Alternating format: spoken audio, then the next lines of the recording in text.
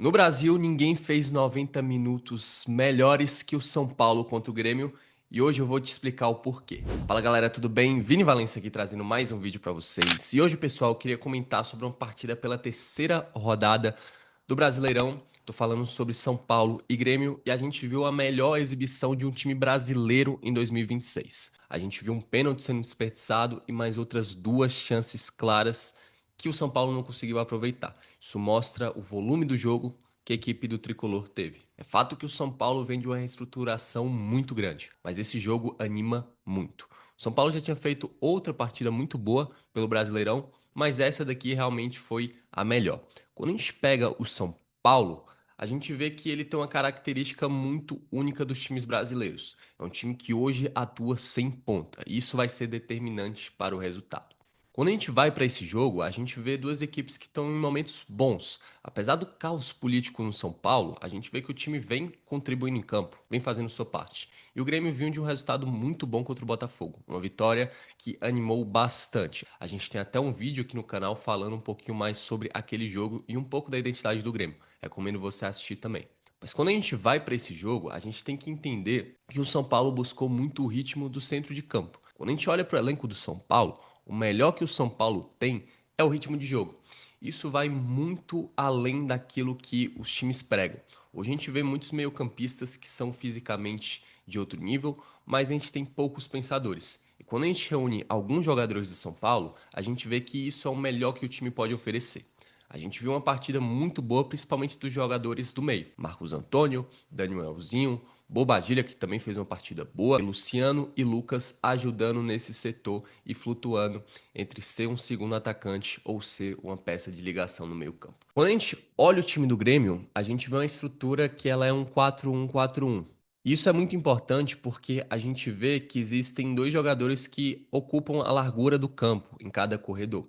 Do lado direito, a gente viu o João Pedro e o TT, e do lado esquerdo a gente vê o Marlon e o Amuzu. Enquanto o São Paulo ele só coloca um jogador em cada corredor, os laterais. Tanto o Lucas Ramon, estreante, que foi muito bem também, tanto o Enzo Dias pelo lado esquerdo. Isso faz uma diferença muito grande, porque são dois jogadores que preenchem a largura do campo, mas que vão fazer falta nos momentos em que o time precisar de mais preenchimento por dentro. Tô aparecendo aqui no meio do vídeo só para lembrar você de dar like e se inscrever. É um canal novo, a gente está com um projeto bem bacana, toda semana trazendo um vídeo, e seu like e sua inscrição me dão forças. É isso, vamos pro vídeo. E o grande setor que fez a diferença foi o setor de meio campo, porque o São Paulo conseguia preencher com vários jogadores, inclusive um dos atacantes que baixava. O Luciano estava muito livre para fazer movimentações, tanto para o entrelinhas, recebendo um apoio e gerando dinâmica com os outros jogadores do meio campo, quanto também para atacar as costas, gerando um desconforto para os zagueiros.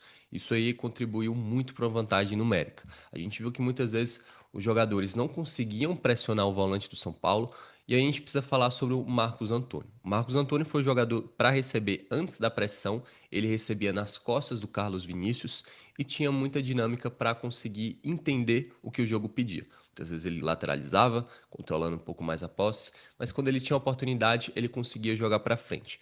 Muitos passes entre linhas e principalmente passes nas costas. A gente viu ele acionando o Caleri no lance que terminou no impedimento, mas com um belo gol. A gente viu também outras oportunidades onde ele encontrou outros atacantes. Isso fez a diferença para o São Paulo. Eles tinham três jogadores ali, normalmente no entrelinhas, sobrecarregando o Noriega, o primeiro volante do Grêmio, e também tinham jogadas em que eles atacavam a profundidade, gerando dúvida também no zagueiro. Então o zagueiro muitas vezes ele poderia ver os jogadores entre linhas e poderia querer saltar, mas nesse momento também tinha alguém atacando a profundidade. Isso gerava muita dúvida. Muitas vezes o Grêmio ele não conseguia pressionar o portador da bola. O São Paulo cansava o Grêmio, faziam as peças se movimentarem e no momento em que tinha mais espaço conseguia verticalizar. E até um ajuste que muitos de vocês podem estar se perguntando é: por que que o Luiz Castro não colocou os extremos um pouco mais para dentro, já que eles tinham mais jogadores por fora e conseguiriam proteger e tirar principalmente esse espaço, essa vantagem numérica do São Paulo.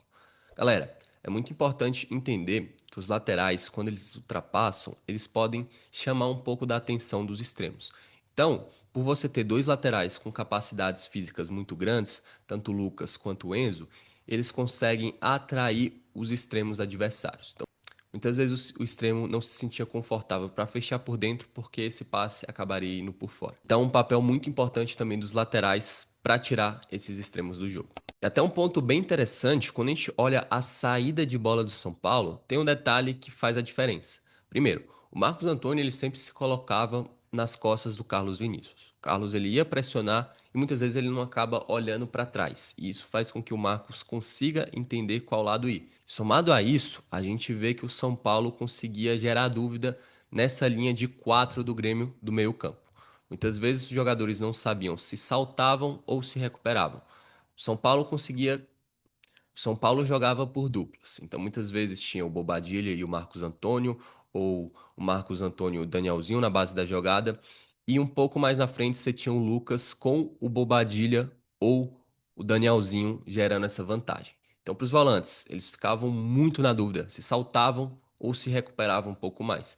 Para exemplificar ainda melhor, acho que fica muito nítido quando a gente olha o posicionamento médio dos jogadores às distâncias em que eles estavam. O São Paulo jogando muito mais por aproximação, por dentro, enquanto o Grêmio tentava um jogo mais esticado, baseado em transições e grandes distâncias. Isso fez muita diferença. E para ser muito sincero, é muito difícil pensar num jogador só que teve destaque. Quando a gente pega a equipe, ela foi muito bem. Vários setores funcionando bem e, sinceramente, eu acho que não teve nenhum jogador do São Paulo abaixo. Todo mundo entendeu o papel, todo mundo entendeu o que seria o plano de jogo e executou muito bem.